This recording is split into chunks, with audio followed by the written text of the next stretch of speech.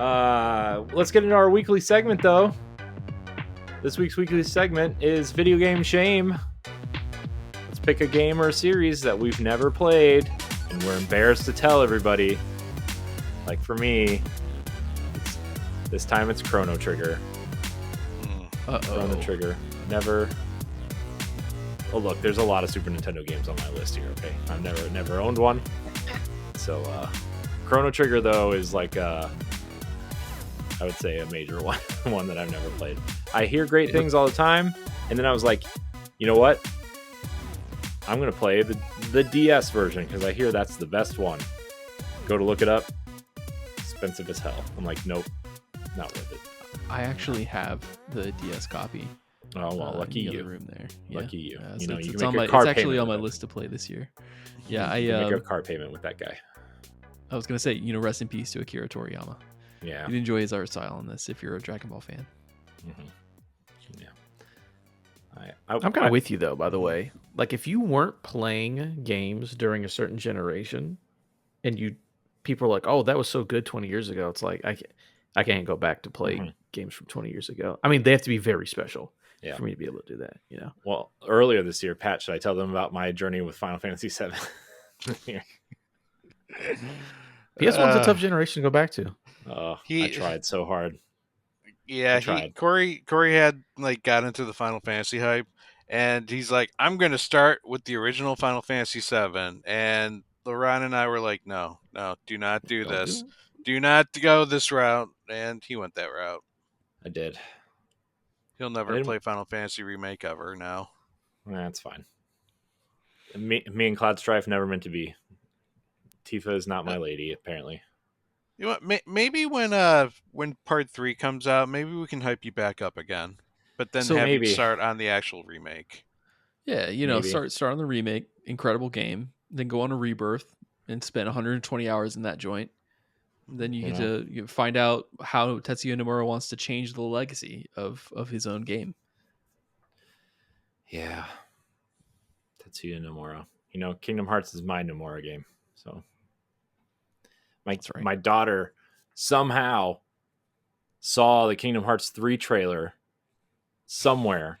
Really? It said, and the first three things in the movie in the trailer are Frozen, Toy Story, and Tangled, which are their which is her three favorite movies. And I'm like, oh my god.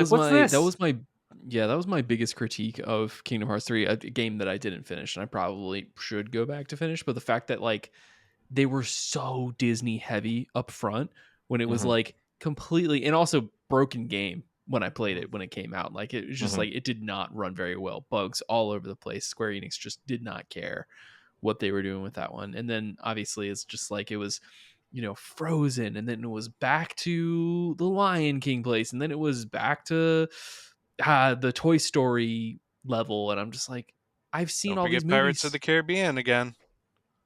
Yeah, I've just seen all these movies. I have no desire to replay a 1990s film in, what was it, 2022? I don't know. 2021. Was it 2018? I don't know. 21, 2020? I don't know. It was a while ago. It came out. No, it was 2019 because it came out before the new consoles came out. 2019, yep. Yeah. January 25th, 2019. Yeah. It's kind of sad because when they were actually questioned why they didn't use really any of the Final Fantasy characters, it's well, we only did Final Fantasy so that we could establish ourselves. Now that we have an established amount of characters, we felt like we didn't need to go that route. Well, Disney? My understanding is that they did do all of the Final Fantasy stuff, and they did do all the Kingdom Hearts shit. It was just in the last 25% of that game. So it's it was in the DLC. Yeah, they threw those characters in, but honestly, I can't even think of one Final Fantasy character that was actually in the game until you got the DLC.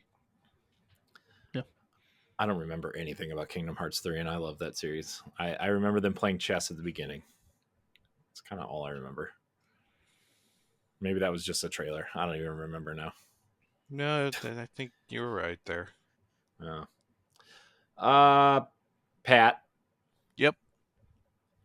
Is it Is it too early to say you haven't played Baldur's Gate 3? It's only been out for like a year. I could probably just say I haven't played any of the Baldur's Gate. But as an RPG fanatic, people expect me to play Baldur's Gate 3. Yeah, I'm kind of shocked that you didn't play it, honestly. You have to. Stephanie played it. Mm-hmm. Yeah, that's kind of the crazy thing. For me, it's not that I don't like Dungeons and Dragons. I just don't like how long the battles take. Is my thing. And the game's too close to Dungeons and Dragons and having like 45-minute long battles against a goblin. It's just turn-based combat. Do you like the recent Yakuza games? I do, but those are faster pace.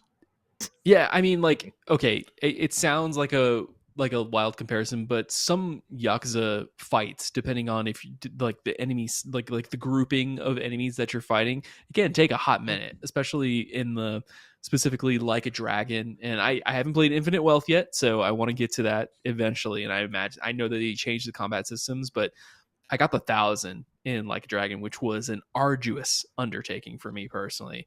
That sounds like arduous. Yeah. It was a lot, but I will say that, like, with my time so far in Baldur's Gate 3, the fights don't necessarily take that long. There are big fights. There are like major battles that will take you a while to like get through. But if you're just thinking strategically and you're working your way through it, like it's my flavor of combat that I enjoy, and because I love like the Final Fantasy style of like turn-based combat as well, and Fire Emblem and all that, it doesn't really bother me at all. Mm-hmm. If that's your main qualm, I understand if you don't like Dungeons and Dragons. It's more like I don't mind a little bit of tactics into my battle. Like I love JRPG style turn-based. That's totally fine by me. It brings too much Dungeons and Dragons in my opinion, just with what you can do. I don't know. That's almost like it's daunting, I feel.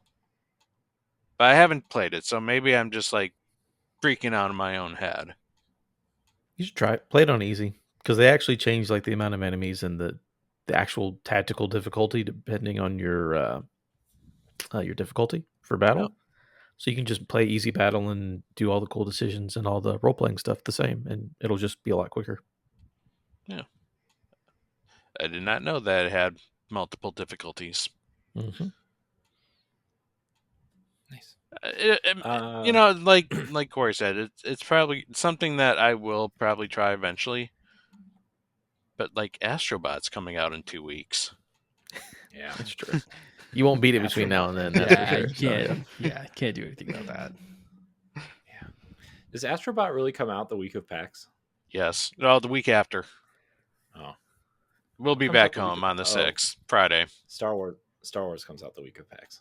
Yes. Like something comes out that week. That's what happened Visions to me. Comes out that week. Emil comes out that week. I think Outlaws is on the 30th, which is the day of the panel. Yeah, I think Final Fantasy Rebirth came out like one of the first days of PAX East, and I was dying to get back and play it. Mm-hmm.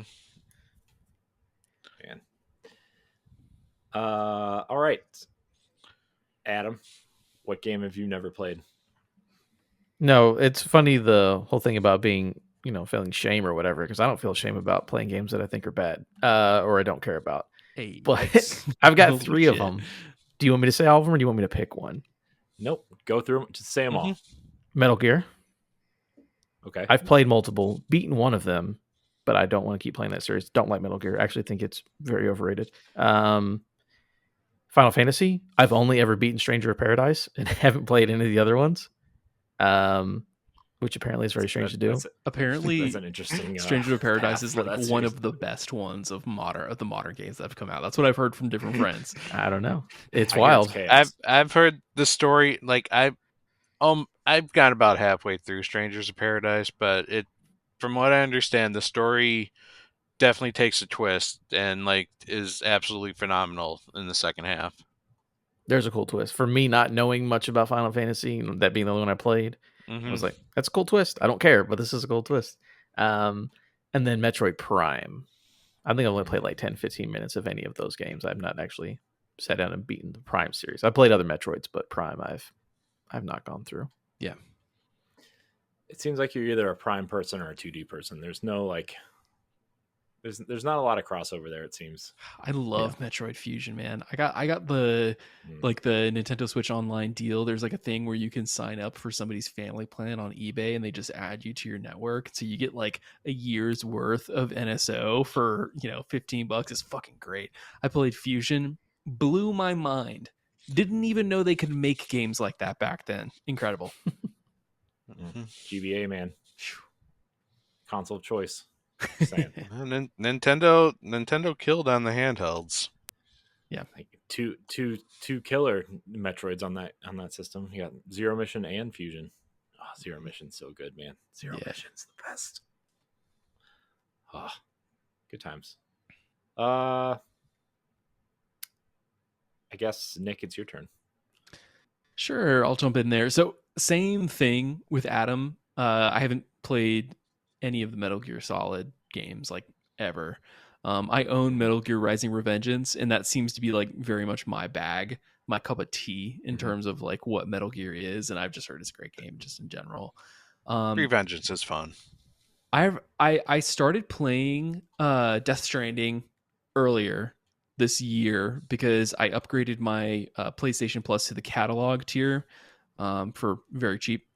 Oh, guess it doesn't like your choices. Brand new computer. You're gonna have to give me a good video transition on my feed.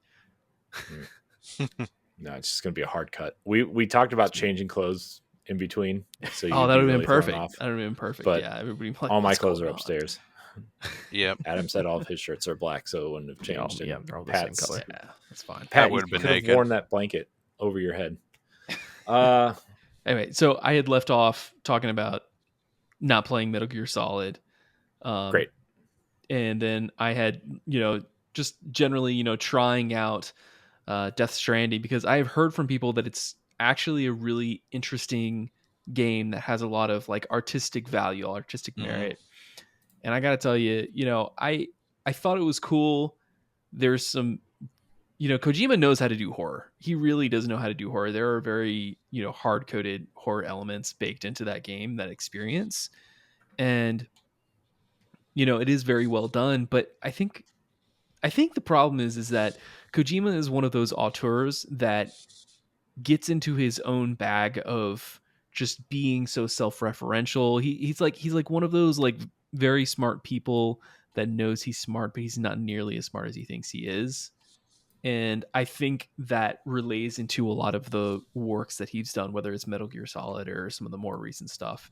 And the problem is that he has an army of diehards that will stand by him to the end of the day. And I'm not saying that like Metal Gear Solid games are bad, but I just think that I mean they could be. I just listen to whatever Adam says, but I will say that it's just like I don't know if anybody will ever convince me that Kojima is like the savior for the video games industry, the director that we need for all of our games continuing forward. So anyway, that's like kind of my stance on him and the Metal Gear Solid series as a whole. You need to listen to Jeff Keighley more. I played Ground Zeroes. That was enough. Yeah. It's the thing where like I appreciate his creativity because there are like really cool things like the whole like ice cubes melting in a PS2 game. Like that's cool stuff. Storytelling and the quote unquote artistry of it. I'm like, I feel like it's his fans think he's the messiah, but he's just like a weird dude who makes like things that don't make any sense. Yeah. Like it just all seems so very self-indulgent and self-referential when he like puts all this together and like, oh, he's a prophet, he can predict the future, and he's literally just pulling tropes from Tom Clancy novels here and there to put together a pseudo 007 type experience in Metal Gear. Yeah. So, it's very much. Tell me this though: can Tom Clancy read your memory card? See, that's cool. He probably doesn't even know what that is. Exactly. That's why he sold his name to Ubisoft, so they would figure it out. But it's when you play, like 3 and they preach to you for 10 minutes about, oh, a soldier is just a servant to the country, but is he really? And then blah, blah, blah, blah, blah. And then like a robot moves like a cow. I'm like, is it anime or is it Tom Clancy? Like pick one. Right. Yeah, exactly. And then like another one, I Adam had mentioned the fact that a very salient point of struggling to go backwards in time playing retro games. I don't have a problem with the concept of retro games. I think that there's a lot of very valid experience, especially now when we start thinking about that the PS3 and Xbox 360 is technically retro. So, hey, it is what it is. But I just recently went back to play for some content on a good friend of mine's show, Xenosaga Episode 1, Der Wildsmacht.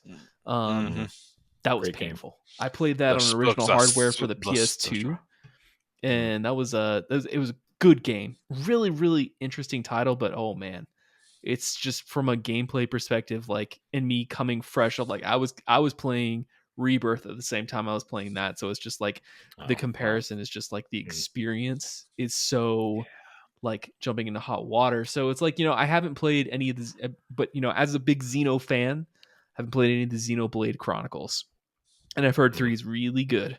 I've heard all of them are very, very well done, but I haven't done that, and that's definitely 2 kind of goes a little fan servicey, but they are good, all of them. Yeah. And I will say this is the last one that I'll just throw out there, especially with Corey being our resident Zelda buff, our resident Zelda nerd. I have a very, very big piece of shame in my backlog that I don't really have an excuse for, and that is Legend of Zelda Wind Waker. I never played it. Owned a GameCube, never played it. Didn't own a Wii U, so I didn't play the best version of that game. But I keep assuming that it's like one of the core Zelda titles, so you'd assume that Nintendo is going to put that on a modern platform, and they just haven't. So maybe someday, maybe. Yeah. Meanwhile, not this year. We're getting a Zelda game this year. to quietly sob in the corner until they do. Look, I'm only the resident Zelda person here now because Stephanie's not here. But also to that effect, I have never played A Link to the Past. So okay, your license is revoked. Yeah, that's fine. But I can't wait for Echoes of Wisdom. So there's that. Yeah, I'm very excited that they did the Link's Awakening art style for that. Yeah. If you want to see how you can become a Patreon producer, head on over to patreon.com/BossRushNetwork. The Patreon producers for this month are Adriel Munger, Austin Campbell, Celeste Roberts, Christian S., Sana Dierig, Francisco Santillan, Matthew Keel, and Todd Oxtra. Thanks for your continued support of the Boss Rush Network.